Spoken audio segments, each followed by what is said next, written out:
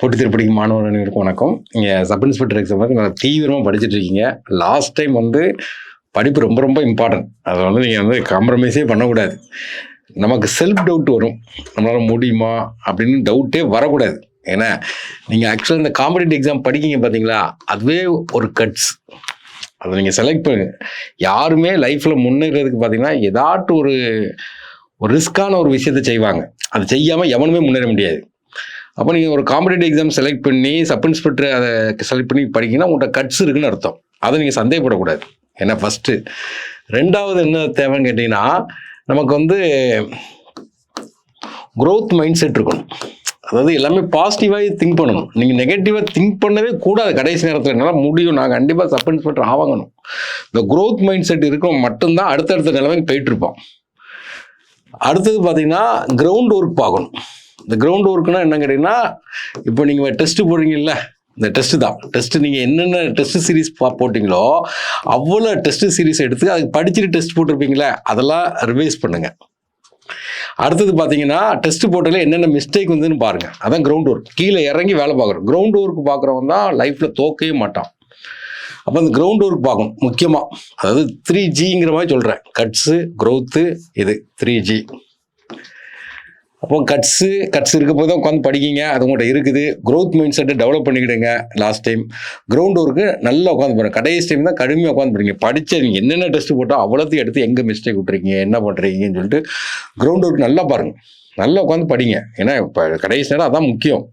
Revision. அதாவது last time பார்த்தீங்கன்னா நமக்கு தேவை தான் limited resource, maximum revision, multiple revision. அப்போ ரிசோர்ஸ் கம்மி பண்ணணும். எது கம்மி பண்ணணும்? நீங்கள் டெஸ்ட் போடுவீங்க, டெஸ்ட் போட்டு முடிச்சு கரெக்ஷன் கொடுப்பாங்க. கரெக்ஷன் கொடுக்கும்போது அதை ரிலேட்டடாக நிறைய கூட சொல்லியிருப்பாங்க. ரிசோர்ஸை கம்மி பண்ணிட்டா அப்போ அதை மல்டிபிள் ரிவிஷன் பண்ணிகிட்டே இருக்கும். இதுதான் தாரக மந்திரம். காம்படிட்டிவ் எக்ஸாம் பாஸ் பண்ணுறதுக்கு தாரக மந்திரம் என்னன்னா, முதல்ல நிறைய படிப்பீங்க, அப்புறம் குறைச்சி கொஞ்சோண்டு படிக்கணும். அதை திரும்ப ரிவிஷன் விடணும். அதில் விட்டுறாதீங்க.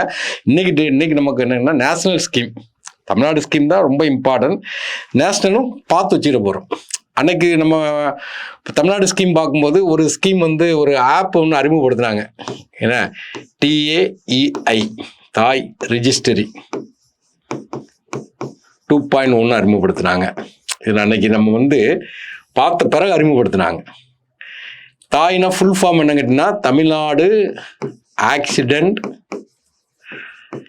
Emergency initiative. உங்களுடைய மெடிக்கல் மினிஸ்டர் அறிமுகப்படுத்துகிறாரு. இது என்னென்னா, இந்த 108 கொண்டு போகிறாங்க பார்த்தீங்களா, 108 கொண்டு போகும்போதே அவங்கள ப்ரெஷர் செக் பண்ணுவாங்க, அவங்களுக்கு மற்ற என்னென்ன வியாதிலாம் இருக்குதுன்னு சொல்லி செக் பண்ணுவாங்க, அவங்க என்னென்ன ட்ரீட்மெண்ட் கொடுத்து செக் பண்ணி ஆஃப்லைனில் எழுதி வச்சு கொண்டு போவாங்க. இப்போ என்ன பண்ணாங்கன்னா, அந்த 108 போகும்போதே எந்த ஹாஸ்பிட்டலில் சேர்க்குறாங்க, என்ன இதுக்காண்டி சேர்க்காங்க எல்லாத்தையும் எழுதுறது ஆஃப்லைனில் மெயின்டைன் பண்ணுவாங்க. இப்போ அதுக்கு ஒரு ஆப் அறிமுகப்படுத்தி, அந்த ஆப்பை பார்த்தாவே அவங்களுக்கு என்னென்ன கொடுத்தாங்கன்னு தெரியுற மாதிரி ஒரு ஆப் அறிமுகப்படுத்தியிருக்காங்க. ஒன்று பிறகு பார்த்தீங்கன்னா, இப்போ இந்த சானிடேஷன் ஒர்க்கருக்கு பார்த்தீங்கன்னா சாப்பாடு கொடுக்காங்க. துப்புரவு பணியாளருக்கு பார்த்தீங்கன்னா ஃபுட்டு இது இப்போ கொடுத்துருக்காங்க. December 6 எல்லா இடத்துக்கும் அதை எக்ஸ்டெண்ட் பண்ணுறாங்க. இன்னும் பேர் வைக்கல. ஆனால் இந்தியாவிலேயே முதலாக துப்புரவு பணியாளருக்கு உணவு வழங்கும் திட்டத்தை கொண்டு வந்த மாநிலம் தமிழ்நாடு. சரி, ரைட். இப்போ ஜூவின் நமக்கு இந்த கோவிட் டைமில் கோவின் சொல்லி கொடுத்துருந்தாங்க ஒரு போர்ட்டல் ஆப்பு. நீங்கள் தடுப்பூசி போட்டிங்களா போடலையா, தடுப்பூசி எவ்வளோ ஸ்டாக் இருக்குன்னு ஸ்டாக்கை மெயின்டைன் பண்ணுறதுக்கான கொடுத்தது. ஆனால் அந்த மாதிரி பிறகு பார்த்தீங்கன்னா அந்த யூவின்னு ஒன்று உண்டு. சின்ன குழந்தைக்கு பார்த்தீங்கன்னா இந்த 10-12 தடுப்பூசி போடுவாங்க பார்த்தீங்கன்னா, அந்த தடுப்பூசி எந்த மாதிரி போடுறாங்க, அந்த தடுப்பூசி ஸ்டாக் இருக்குது, அதை மெயின்டைன் பண்ணுறதுக்கு ஒரு ஆப் கொண்டு வந்தாங்க. அது மாதிரி இப்போ ரீசெண்டாக பார்த்தீங்கன்னா இந்த நாய், இந்த ஸ்ட்ரே டாக்கை வச்சு போச்சு. நாய்கள் நிறைய பேரை கடிக்குது, பாம்புகள் நிறைய கடிக்குதுன்னு சொல்லிட்டு அந்த நாய்க்கு தடுப்பூசி இருக்கும் பார்த்தீங்களா, பாம்புகளுக்கு ஊசி இருக்கும் பார்த்தீங்களா, அந்த ஸ்டாக்கை மெயின்டைன் பண்ணுறதுக்கு தான் ஜூவின். ஜூனா நம்ம சோலஜி அனிமல்ஸ்க்காண்டி கொண்டு வரக்கூடியது. இதில் மெயினாக நம்ம கவனிக்க வேண்டியது என்னன்னா, இந்த ஆப் எது கொண்டு வராங்க கேட்டிங்கன்னா, இந்த ராப்பிஸ் வெறிநாய் கடி, ஏன்னா அப்புறம் ஸ்னேக் பைட் பாம்பு கடி, அதுக்குள்ள வேக்சின்ஸ் இருக்கிறத மெயின்டைன் பண்ணுறதுக்கு ஒரு ஆப் அறிமுகப்படுத்தியிருக்காங்க. இதை நம்ம கேட்கலாம்.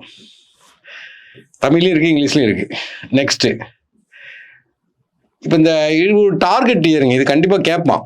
இந்த டிபி எலிமினேஷன் 2025 ஃபிக்ஸ் பண்ணியிருக்காங்க டார்கெட். டிபி வந்து எலிமினேட் பண்ணுற இயர் வந்து ஃபிக்ஸ் பண்ணியிருக்காங்க. ஒரு விஷயத்தை எலிமினேட் பண்ணுறாங்கன்னா அதுக்கு நிறைய ஆக்ஷன் எடுப்பாங்க. அப்போ அதுக்கு வந்து 100 நாள் தீவிர காசநோய் ஒழிப்பு தினம் ஒன்று இது பண்ணாங்க. ஏன்னா 2024 என்ன பண்ணுறாங்கன்னா தீவிரம், ஏன்னா 2024 தீவிரமாக இறங்க போய் தான் 2025 எலிமினேட் பண்ண முடியும். இப்போ கூட ஒரு 2-3 நாள் தொடர்ந்து பார்த்தீங்கன்னா ஹிண்டு பேப்பரில் வருது. இந்த தீவிர முயற்சினால 21% குறைஞ்சிருக்கு காசநோய் இது. அதனால இது கேட்கறதுக்கு வாய்ப்பு இருக்கு. இவங்க என்ன பண்ணாங்கன்னா ஒரு 455 டிஸ்ட்ரிக்டை செலக்ட் பண்ணி ஒரு 33 மாநிலம் மற்றும் யூனியன் சேர்ந்து 455 டிஸ்ட்ரிக்டை செலக்ட் பண்ணுறாங்க. அங்கே டிபி யாருக்கு அட்டாக் இருக்குன்னு பார்த்துட்டு அவங்களுக்கு எல்லாத்துக்குமே ஜஸ்ட் எக்ஸ்ரே எடுக்காங்க. எக்ஸ்ரே எடுக்கும்போது துல்லியமான தெரிஞ்சிடும், வச்சு உடனே ட்ரீட்மெண்ட். இப்போ இதை வச்சு தான் இந்த டார்கெட் இதுதான் 100 நாள் தீவிரப்படுத்தப்பட்ட காசநோய் ஒழிப்புன்னு சொல்லுவாங்க. அடுத்தது இது உறுதியாக கேட்பான். இந்தியாவுடைய ஃபஸ்ட்டுன்னு வந்தாவே படிக்கணும். இந்தியாவுடைய ஃபர்ஸ்ட் நேஷனல் கோஆபரேட்டிவ் யூனிவர்சிட்டி இது எங்கே ஃபார்ம் பண்ணியிருக்காங்கன்னா குஜராத் ஆனந்த். அது அவ்வளோதான் ஆன்சர், இல்லை வேற ஒன்றுமே கிடையாது. குஜராத் ஆனந்த். இது எந்த யூனிவர்சிட்டி இதில் கொண்டு வராங்க கேட்டிங்கன்னா இன்ஸ்டியூட் ஆஃப் ரூரல் மேனேஜ்மெண்ட். அங்கே வந்து இந்த இதை வந்து உள்ளே கொண்டு வராங்க. ஃபர்ஸ்ட் நேஷனல் கோஆபரேட்டிவ் யூனிவர்சிட்டி வந்து உள்ளே கொண்டு வராங்க. குஜராத். இதுக்கு பேர் என்னன்னு கேட்டிங்கன்னா திரிபுவன் சாகாரி யூனிவர்சிட்டி பில் அப்படிம்பாங்க. இந்த திரிபுவன் யாருன்னா ஃபாதர் ஆஃப் கோஆபரேட்டிவ் அப்படிம்பாங்க.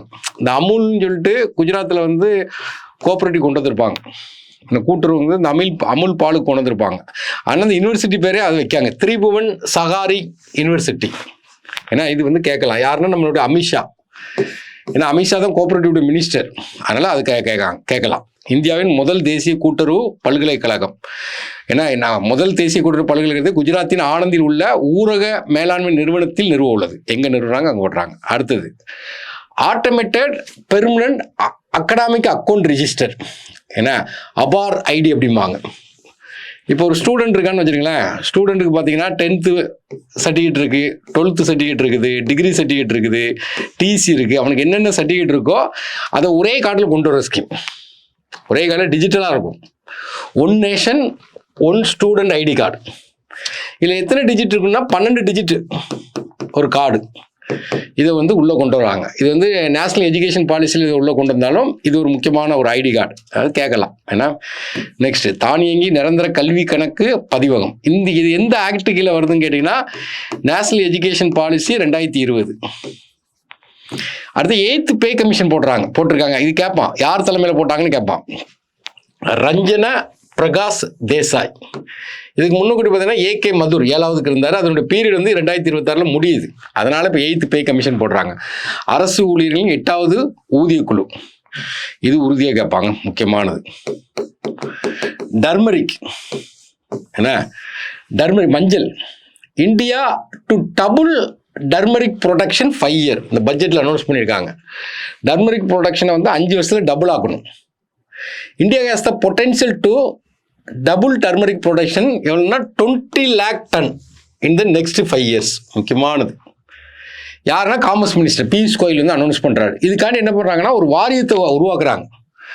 டர்மரிக் போர்டு உருவாக்குறாங்க. இந்த போர்டு எங்கே ஆரம்பித்தாங்க, எங்கே உருவாக்கியிருக்காங்க கேட்பாங்க. நிசாமாபாத், தெலுங்கானா. இது கண்டிப்பாக கேட்பான், உறுதியாக கேட்பான். அவ்வளோத்துக்கு முக்கியமான கொஸ்டின். இதுக்கு ஃபர்ஸ்ட் சேர்மன் ஒரு ஆளை போடுறாங்க, பல்லே கங்கா ரெட்டி. இந்த 2 தான் முக்கியம்.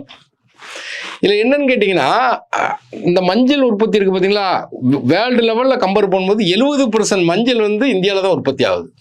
முக்கியமானது. கோல்டன் ஸ்பைஸ் அப்படிம்பாங்க. இப்போ இதெல்லாம் பார்த்து வச்சுக்கிட்டீங்க. இது உறுதியாக கேட்கக்கூடிய கொஸ்டின்ஸ். தங்க மசாலா இது முக்கியமான scheme. Prime minister Dhan Dhaanya Krishi Yojana. ஏன்னா தன்தானியா கிருஷி யோஜனா அதாவது விவசாயிகளை வந்து டெவலப் பண்ணுறக்காண்டி இந்த ஸ்கீம் கொண்டு வராங்க. இது என்ன செய்றாங்க, இந்த ஸ்கீமில் என்ன சொல்கிறாங்கன்னா ஒரு 100 டிஸ்ட்ரிக்டை தேர்ந்தெடுக்கிறாங்க. அந்த டிஸ்ட்ரிக்ட் எப்படி இருக்குன்னா லோ ப்ரொடக்டிவிட்டி, உற்பத்தி திறன் வந்து கம்மியாக பண்ணுற டிஸ்ட்ரிக்டாக இருக்கணும். அப்புறம் மாடரேட் கிராப் இன்டென்சிட்டி. கிராப் இன்டென்சிட்டினா how many crop in 1 year. 1 yearல எவ்வளோ கிராப் அங்கே விளையுதுன்னு பார்க்குறது crop intensity. Below average credit parameter, கடன் வந்து கம்மியாக வாங்குது. இந்த 3 கேட்டகரி வச்சு ஒரு 100 டிஸ்ட்ரிக்ட் தேர்ந்தெடுத்து அதை டெவலப் பண்ணுறாங்க. அப்போ அந்த ஸ்கீம் தான் இது, பிரைம் மினிஸ்டர் தன்தானியா கிருஷி யோஜனா. இந்த ஸ்கீம் என்ன கேட்டிங்கன்னா, இந்த ஸ்கீமுக்குள்ள ஒரு 36 ஸ்கீமை வந்து மெர்ஜ் பண்ணுறாங்க. விவசாயிகள் கொடுக்கக்கூடிய ஒரு 36 ஸ்கீம் என்ன பண்ணுறாங்க, மெர்ஜ் பண்ணி ஒரு 100 மாவட்டத்தில் இதை அறிமுகப்படுத்துகிறாங்க. பிரதமரின் வளம் மற்றும் உணவு தானிய வேளாண் திட்டம். அடுத்தது ஆத்ம நிர்பார்தா இன் பல்சஸ், தானியங்களை டெவலப் பண்ணணும். ஏன்னா இந்தியாவை பொறுத்த வரைக்கும் வறண்ட பூமியிலையும் வளரக்கூடியது என்னன்னா அந்த தானிய வகைகள், அதை டெவலப் பண்ணுறக்காண்டி ஒரு ஸ்கீமை கொண்டு வர்றாங்க. ஆத்ம நிர்பார்தா, நிர்பார்த்தா செல்ஃப் ரிலையன்ஸ், சுயசார்பு. என்ன சுய சார்பு. ஏன்னா இவங்க ஒரு இது பண்ணுறாங்க 6 இயர் மிஷன் ஃபார் ஆத்ம நிர்பார்த்தா இன் பல்சஸ். எதுக்கெல்லாம் போகிறாங்கன்னா பல்சஸில் தோரம்பருப்பு, உராத் உளுந்தம்பருப்பு, மசூர்னா இந்த நமக்கு நம்ம பருப்பு குழம்பு வைக்கிற மஞ்சள் கலரில் இருக்கும்ல, அது கொஞ்சம் சிகப்பு கலரில் இருக்கும். என்ன அதே தான் இதை வந்து போட்டிருக்காங்க. இது ஆத்ம நிர்பாரதா இன் பல்சஸ் 6 இயர் ப்ரோக்ராம் போட்டிருக்காங்க. ஏன்னா இது கேட்கலாம் ஒரு அடுத்த 4 வருஷத்துக்கு. பருப்பு உற்பத்தியில் தன்னிறைவு, இதுவும் கேட்பான். இது பட்ஜெட்டில் போட்டது. மகானா போர்டுங்கிறது என்ன கேட்டிங்கன்னா, போர்டு வாரியம் 2 வாரியம் வந்திருக்கு. டர்மரிக் போர்டு வந்திருக்கு, மகானா போர்டு வந்திருக்கு. இப்போ நம்ம பாப்கார்ன் சாப்பிடுவோம் பார்த்தீங்களா, அதே மாதிரி தாமரை இருக்குது பார்த்தீங்களா, அந்த விதை இருக்குது பார்த்தீங்களா, அந்த விதையை வந்து பொரிச்சாங்கன்னா பாப்கார்ன் மாதிரி வரும். இது ஒரு ஸ்நாக்ஸு, அதை தான் கொடுக்குறாங்க. மகானா போர்டு எங்கே எஸ்டாப்ளிஷ் பண்ணாங்கன்னா பீகார், அதான் ஆன்சர். இது என்னென்னா, இந்த போர்டு ஆரம்பித்து அவங்க என்ன பண்ணால் இந்த ப்ரொடக்ஷனை இன்க்ரீஸ் பண்ணுறது, அப்புறம் ப்ராசஸ் பண்ணுறதுக்கு இந்த உரப்புலாம் போடுறது, வேல்யூ எடிஷன் பண்ணுறது, பிறகு மார்க்கெட்டிங் பண்ணுறது. மகானா அது கேப் அந்த பாப்கார்ன் மாதிரி இருக்கும், தேட்டர்லலாம் போனீங்கன்னா இருக்கும். Next enhanced credit through Kisan credit scheme. என்ன கிசான் கிரெடிட்னா விவசாயிகளுக்கு கடன் கொடுக்குறக்காண்டி இந்த ஸ்கீம் கொண்டு வராங்க. கேசிசி 1998 கொண்டு வர்றாங்க. யாரு கீழே வருதுன்னா நபார்டுக்கு கீழே வரும். நபார்டும் ஆர்பிஐக்கும் இந்த லோன் லிமிட் வந்து இப்போ கூட்டியிருக்காங்க, அவ்வளோதான். கிசான் கிரெடிட்டில் பார்த்தீங்கன்னா 3 லட்சம் வரைக்கும் கடன் கொடுத்தது இப்போ 5 லட்சமாக மாற்றிருக்காங்க. Next Jal Jeevan mission. Jalna water, என்ன ஜலச்சந்தி அப்படிமா பார்த்தீங்களா, ஜலம்னா வாட்டர். வீடுகளுக்கெல்லாம் பைப்லைன் கொடுக்குறது தான். இது வந்து இந்த மிஷனுடைய இயர் வந்து முடிகிற மாதிரி இருந்துச்சு, அதை வந்து எக்ஸ்டெண்ட் பண்ணியிருக்காங்க. 2028 வரை கொண்டு போயிருக்காங்க எக்ஸ்டென்ஷன். இது கேட்பான். Nuclear energy mission Viksit Bharat. இந்த விக்சித் பாரத்னா வளர்ந்த இந்தியா 2047 வந்து டார்கெட் வச்சிருக்காங்க. இப்போ என்ன பண்ணுறாங்கன்னா, இந்த நியூக்ளியர் எனர்ஜிக்கு இந்த பட்ஜெட்டில் அனௌன்ஸ் பண்ணியிருக்காங்க. உறுதியாக கேட்பான். அப்படின்னா என்னென்னா, இந்த ஸ்மால் மாடுலர் ரியாக்டர், இதான் எஸ்எம்ஆர் அப்படிம்பாங்க. அப்படின்னா என்ன, நம்ம ஊரில் இப்போ இருக்கக்கூடிய நியூக்ளியர் பிளான்ட்லாம் பார்த்தா பெரிய பிளான்ட்டாக இருக்கும். இப்போ ஒரு சின்ன பிளான்ட் போடுறாங்க, ஒரு பெரிய இண்டஸ்ட்ரி இருக்குது, அந்த இண்டஸ்ட்ரி பக்கம் சின்ன பிளான்ட், ஸ்மால் மாடுலர் ரியாக்டர். அங்கே நியூக்ளியர் எனர்ஜி மூலமாக மின்சாரத்தை எடுக்கிறாங்க. அப்போ நியூக்ளியர் எனர்ஜிலேருந்து மின்சாரம் எடுக்கும்போது கார்பன் எமிஷன் குறையும். அப்போ நமக்கு வந்து எனர்ஜியும் கிடைக்கும், கார்பன் எமிஷன் குறையும். அதை டெவலப் பண்ணுறக்காண்டி இதை உள்ளே கொண்டு வர்றாங்க. இதுக்காண்டி பார்த்தீங்கன்னா 20,000 கோடியை செட்டப் பண்ணுறாங்க. இதுக்கு வந்து ஸ்டார்டிங்கில் என்ன பண்ணாங்கன்னா 5 இண்டிஜினியஸ்லி டெவலப்டு எஸ்எம்ஆர் 2033 5 இது அமைக்க முடிவு பண்ணியிருக்காங்க. முக்கியமான ஸ்கீம். ஏன்னா இப்போ இருந்த ஸ்கீம் என்ன இருக்குன்னு கேட்டிங்கன்னா, அட்டாமிக் எனர்ஜி ஆக்ட்னு இருக்கு 1962. Civil liability for nuclear damage ஆக்ட்னு ஒன்று இருக்குது 2010. இது ரெண்டுமே அமெண்ட்மெண்ட் பண்ணி இப்போ புதுசாக உள்ளே கொண்டு வர்றாங்க. இது முக்கியமான ஸ்கீம். இது போக இதில் இன்னொரு டார்கெட் கொடுக்காங்க. என்ன கொடுக்காங்கன்னா 100 gigawatt of nuclear energy by 2047. 2047 100 gigawatt. இதுக்கு முக்கியமான questions. Next Gyan Bharatam mission. ஏன்னா இது வந்து இதுவும் முக்கியமான கொஸ்டின் தான். இந்த ஓலைச்சுவடிகள் எல்லாம் பாதுகாத்து அதை சேஃப்டியாக ரெக்கார்ட் பண்ணி டிஜிட்டல் மயமாக்குறது. என்ன நேஷ்னல் மிஷன் ஃபார், இது என்ன கேட்டீங்கன்னா நேஷ்னல் மிஷன் ஃபார் மனுஸ்கிரிப்ட் ஓலைச்சுவடி 2003 இருந்துச்சு. அதுக்கு என்ன செய்றாங்கன்னா இப்போ அந்த பேர் வந்து கியான் பாரதம் மிஷன் உள்ள கொண்டு வர்றாங்க. இதில் என்ன பண்ணுறாங்கன்னா டாக்குமெண்டேஷன், ஓலைச்சுவடியெல்லாம் டாக்குமெண்டேஷன் பண்ணுறாங்க. கன்சர்வேஷன் ஆஃப் மனுஸ்கிரிப்ட், அதை பாதுகாக்கிறாங்க. ஏன்னா இப்போ வந்து கிட்டத்தட்ட museum, library, private collector more than 1 கோடி மனுஸ்கிரிப்டை பாதுகாக்கிறாங்க. Next revised tax rate structure, அதாவது 12 லட்ச ரூபா வரைக்கும் நீங்கள் இன்கம், ஒரு பர்சனல் இன்கம் சம்பாதிக்கணும்னா டேக்ஸ் இல்லாமல் இருந்துக்கலாம் அப்படிங்கிற மாதிரி கொடுக்காங்க. அப்போ டேக்ஸ் பட்ஜெட்டில் 0 to 4 லட்சம் வரைக்கும் டேக்ஸ் நெல், 4 to 8 லட்சம் வந்து 5%, 8 to 12 வந்து 10%. இப்போ இங்கே 5% சொல்லும்போது அங்கே ஒரு 5% இருக்கும். அதை வந்து நீங்கள் ரெட்டாக கிளைம் பண்ணிக்கலாம். அதை வச்சு 12 லட்சம், 12 to 16 15%, 16 4 நாளாக போகுது, 20 வரைக்கும் 20%, 24 வரைக்கும் 25%, 30%க்கு மேலே, அதாவது 24 லட்சத்துக்கு மேலே நீங்கள் சம்பாத்தியம் பண்ணிங்கன்னா ஆட்டோமேட்டிக்காக எல்லாத்துக்கும் 24 லட்சத்துக்கு மேலே 30% ஆயிரும். யானைக்கால் வியாதியை ஒழிக்கிறது. அப்போ இந்த ப்ரோக்ராம் வந்து எப்போ லான்ச் பண்ணுறாங்கன்னு பார்த்தீங்கன்னா யானைக்கால் வியாதியை வந்து ஒழிக்கணும், அதுக்காண்டி இந்த ப்ரோக்ராம் இப்போ எப்போ லான்ச் பண்ணுறாங்கன்னா 2023 லான்ச் பண்ணுறாங்க. ஏன்னா இதை ஒழிக்கிறதுக்கு நம்ம எப்போ டார்கெட் வச்சுருக்காங்க அப்படின்னு பார்க்கணும். அப்போ பார்க்கும்போது இந்த வியாதி பேர் தான் இருக்கு, ஃபிலாரிசஸ், யானைக்கால் வியாதி, லிம்பாட்டிக் பிளாரிசஸ். இந்த படத்தில் பார்த்தீங்களா, யானைக்கால் வியாதி ஒரு கொசுனால் பரவக்கூடிய வியாதி. அப்போ வந்து இவங்க என்ன முடிவு பண்ணுறாங்க கேட்டிங்கன்னா 2027 ஒழிக்கணும்னு சொல்லிட்டு முடிவு பண்ணுறாங்க. அதுமாதிரி டிபி ஒழிக்கிறதுக்கு 2025 முடிவு பண்ணியிருக்காங்க. இதெல்லாம் கேட்கலாம் கொஸ்டின். அடுத்தது பசு ஆசாதி இனிஷியேட்டிவ். இப்போ பசுவுக்கு கால்நடை பசு இருக்குது பார்த்தீங்கன்னா, அதுக்கு வந்து மருந்து வந்து கொடுக்குறது, மருத்துவம் வந்து மருந்து கொடுக்குறதுக்கு ஒரு மெடிக்கல் ஷாப் ஆரம்பிக்கிற மாதிரி ஒரு ப்ரோக்ராம் ஆரம்பிக்காங்க. இப்போ என்ன பண்ணுறாங்க கேட்டிங்கன்னா, அந்த ஸ்கீமுக்குள்ளே இப்போ என்ன பண்ணுறாங்க கேட்டிங்கன்னா, எல்லா கால்நடைக்குமே அங்கே போய் என்ன செய்யலாம், மருந்து வாங்கலான்னு ஒரு ஸ்கீமை உள்ளே கொண்டு வர்றாங்க. பிரதான் மந்திரி பாரதிய ஜன் ஆசாதி பரியோஜனா. ஜன்னுனா மக்கள், ஆசாதினா மருந்தகம், பரினா பூரண, யோஜனான திட்டம். என்ன இது ஆக்சுவலாக பார்த்தீங்கன்னா அந்த பசுவுக்கு மருந்து வாங்குறதுக்கு 2008 கொண்டு வந்தாங்க. இப்போ அது என்ன சொல்கிறாங்கன்னா பிரதான் மந்திரி பாரதிய ஜன் ஆசாதி கேந்திரான கடை. அப்போ எங்கெல்லாம் இந்த மருந்து கடை இருக்கோ அங்கெல்லாம் நீங்கள் போய் என்ன செய்யலாம், வாங்கிக்கலாம். அதான் இந்த ஸ்கீம் வந்து கொடுக்குறாங்க. என்ன வெட்டினரி மெடிசன் அதான். Okay, next 1 state 1 rural bank.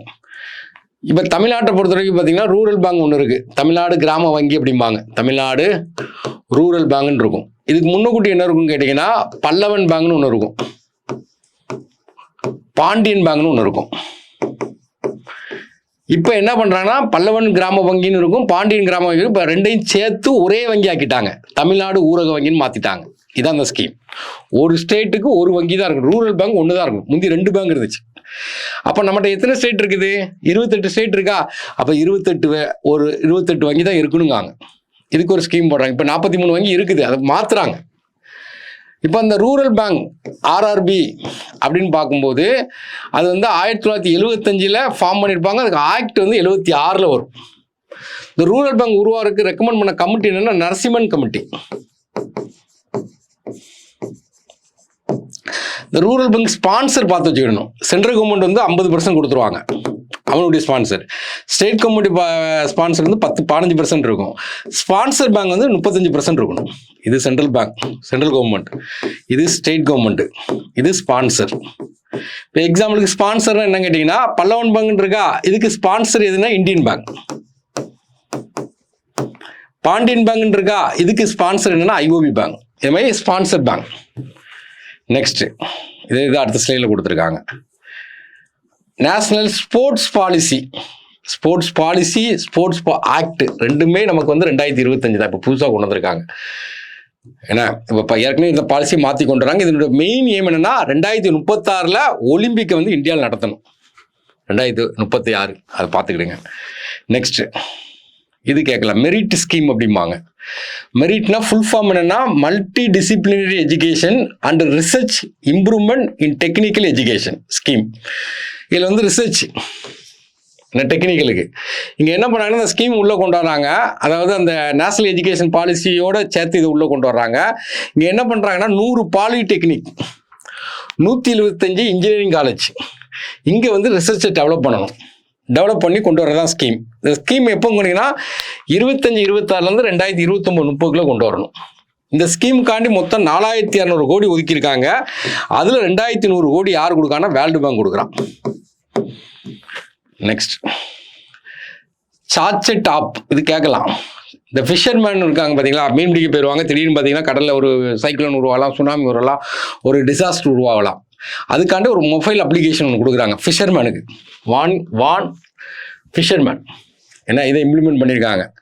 அப்போ வந்து அவங்களுக்குள்ள கோஸ்டல் ஏரியாவில் சென்னையில் இந்த கான்ஃபரன்ஸ் வந்து சென்னையில் வச்சு நடந்திருக்கு. இந்த கான்ஃபரன்ஸு என்னென்னா வார்னிங் சவுண்டு அபவுட் ஸ்ட்ரோம், புயல், அதர் நேச்சுரல் டிசாஸ்டர் இதாட்டு வந்தால் அவங்களுக்கு வார்னிங் கொடுத்து உடனே அவங்களை ரிட்டர்ன் வர வைக்கிறது.